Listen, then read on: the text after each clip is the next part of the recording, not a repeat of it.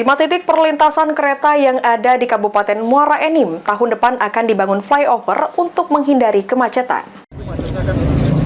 Mobil tetap dibuka biar lewat.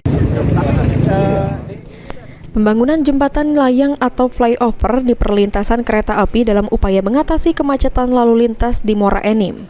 Menurut rencana, pembangunan akan dilakukan tahun depan di 5 titik perlintasan kereta api, yaitu di Kecamatan Muara Enim, Ujan Mas, Gunung Megang, Belimbing, dan Gelombang.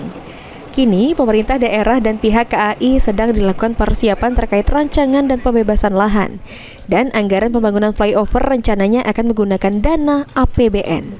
Pasti kita ada beberapa titik yang untuk flyover ya, yang kita pastikan sudah harus dibangun di 2025.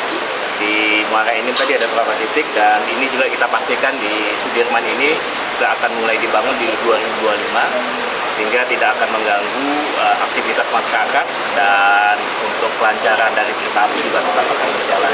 Hari ini semua Forkompinda hadir, Pak Kapolda ada, Pak Pangdam ada, Pak Ketua DPRD ada, mewakili Kajati ada, Wakil Kabinda ada. Ini memastikan semua kondisi di lapangan, dan alhamdulillah kondisi lapangan sudah siap. Ada beberapa titik yang siap, termasuk yang Sudirman juga sudah siap.